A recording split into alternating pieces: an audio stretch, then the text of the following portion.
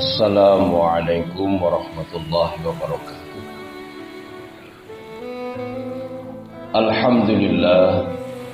Alhamdulillahi rabbil alamin.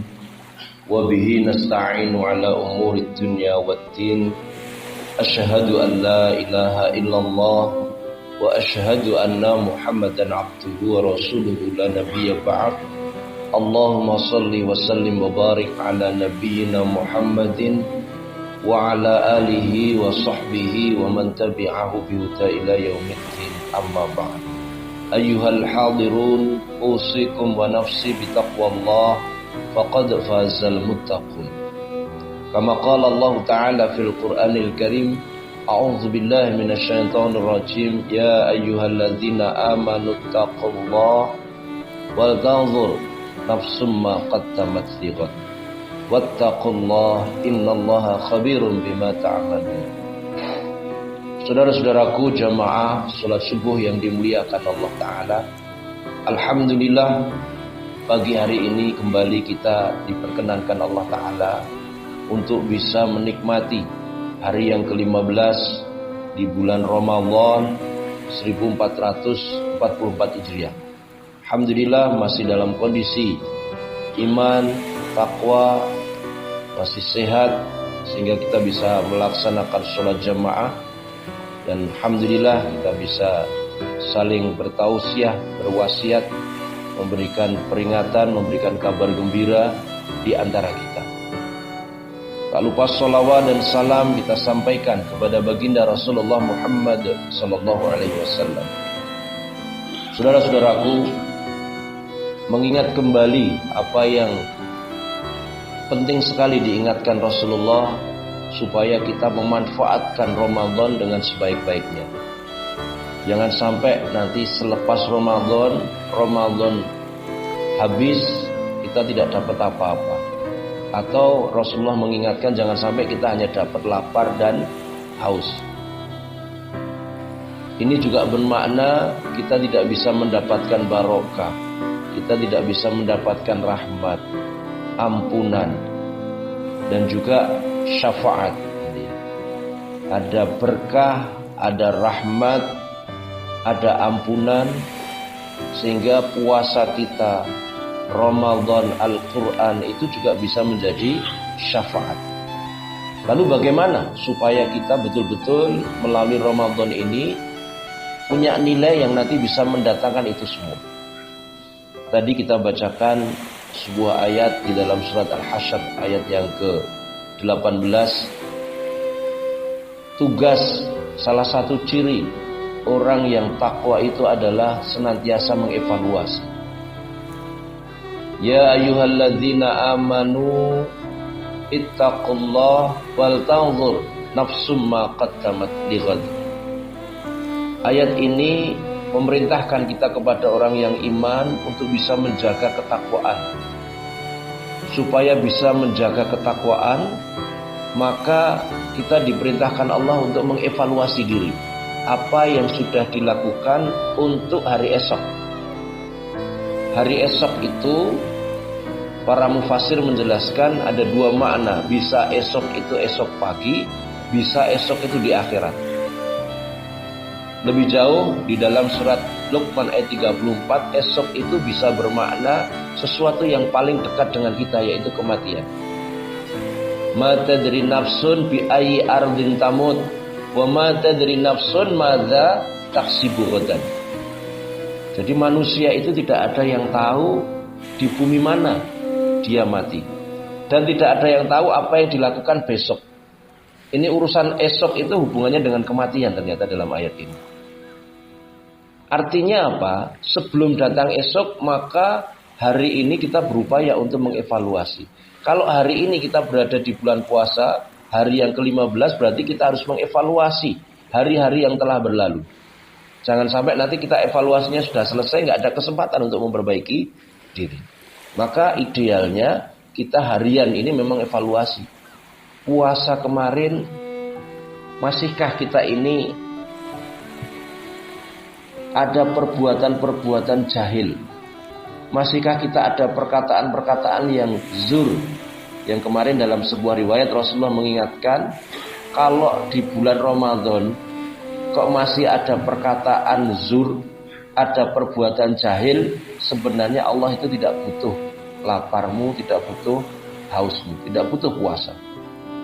Ini artinya apa? Bahwa Rasulullah mengingatkan kita setiap hari berupaya untuk mengendalikan hawa nafsu dari perkataan dan perbuatan.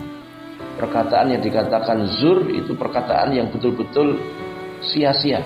Ada perkataan dusta, ada perkataan yang mungkin itu menyakitkan orang, ada perkataan buruk, ada juga perbuatan jahil.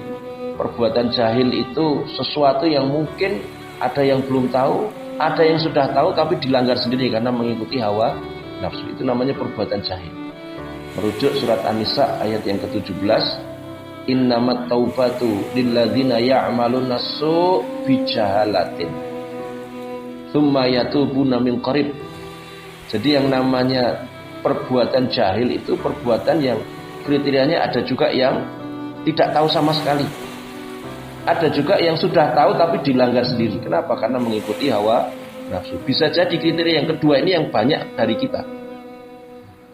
Apa kriteria contoh-contoh perbuatan jahil atau amal yang jahil itu? Contoh sombong. Rasulullah sudah mengingatkan, kesombongan itu bisa menggagalkan kita masuk surga. La yadkhulul jannah man kana fi qalbi mithqala dzarratin min kibrin. Ada juga riya. Riya itu bentuk syirik kecil, syirik yang tersembunyi. Ada juga bentuk bakhil. Ada juga bentuk iri dengki. Ada juga bentuk kemarahan yang meledak-ledak. Maka ini semua perbuatan jahil. Orang tahu kalau sombong itu nggak baik, tapi kenapa dilanggar? Kenapa kita kadang-kadang juga ada sombong? Karena mengikuti hawa nafsu. Demikian pula ada penyakit-penyakit khusus yang ini sebenarnya kaitan dengan jahil. Apa itu? Perbuatan zalim, perbuatan syirik, perbuatan munafik, fasik. Nah ini juga masuk kriteria jahil.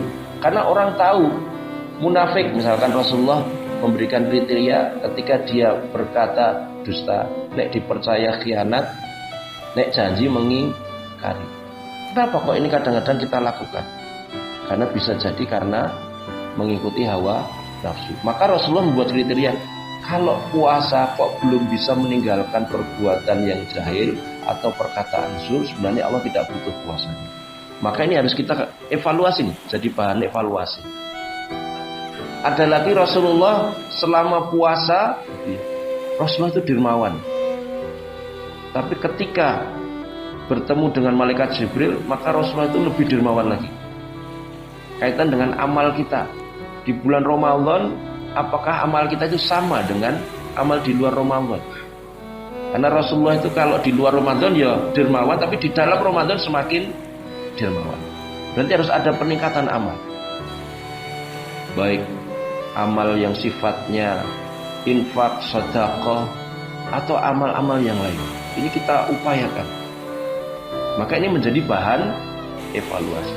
Kalau ini jadi bahan evaluasi, maka insya Allah jadi setelah sholat malam ada kesempatan kita evaluasi diri. Ada kesempatan kalau memang ada kekurangan, kita bisa mohon ampunan kepada Allah. Maka salah satu ciri orang yang takwa itu di dalam surat Ali Imran mulai ayat 14 sampai 17 itu wabil asharihum yastaghfirun. Pada waktu sahur mereka itu juga mohon ampunan kepada Allah. Di kesempatan Ramadan ini banyak waktu-waktu yang dinyatakan istijabah. Waktu iktikaf bisa siang bisa malam. Jadi ya kita datang ke masjid, evaluasi diri, kemudian banyak istighfar. Ini kesempatan untuk memperbaiki diri. Maka insya Allah kalau kita evaluasi, maka kegiatan kita, hati kita itu akan senantiasa lurus dan bersih. Dan kalau memang itu sudah kita evaluasi terus, insya Allah ketakwaan itu akan diraih. Keluar dari Ramadan kita punya karakter untuk senantiasa memperbaiki diri kita. Evaluasi diri, kemudian ditambah dengan amalan-amalan soleh yang ikhlas. Ditambah lagi nanti dengan tadarus Al-Quran yang senantiasa dilanjutkan di luar Ramadan. Maka insya Allah betul-betul kita akan menjadi orang yang takwa. Apa yang akan kita peroleh ketika nanti kita takwa. Jadi di rakaat kedua kita bacakan surat Az-Zumar ayat-ayat terakhir. Wasiqal ladzina taqau, dan digiring orang-orang takwa itu menuju ke surganya Allah. Sebelum masuk surga disambut oleh malaikat. Salamun alaikum tibtum fadkhuluha khalidin. Keselamatan untuk kalian, selamat. Masuklah ke dalam surga selamanya. Waqalu, kemudian orang-orang iman, orang takwa yang dimasukkan surga itu memberikan jawaban. Alhamdulillah alladzi sadaqana wa'dahu wa awrathana al-ardha natabawwa'u minal jannati haitsu nasha fa ni'ma ajrul amilin. Alhamdulillah, benar janjinya Allah itu. Qad sadaqna wa'dahu, dan kami diperbolehkan untuk tinggal di surga ini dimanapun tempat yang kami sukai. Dan itulah kenikmatan yang diberikan Allah kepada orang-orang yang amilin. Amilin itu berarti orang-orang yang betul-betul beramal ketika di dunia, termasuk puasa, termasuk tadarus kita, itu insya Allah betul-betul akan mendatangkan syafaat dan nanti akan dimasukkan ke dalam surga Allah Ta'ala. Mudah-mudahan bermanfaat. Hal yang kurang berkenan mohon dimaafkan, yang keliru insya Allah kita revisi. Kita akhiri kultum subuh ini dengan bacaan Alhamdulillahirabbil alamin. Subhanakallahumma rabbana wa bihamdik, asyhadu an la ilaha illa anta, astaghfiruka wa atubu ilaik. Assalamualaikum warahmatullahi wabarakatuh.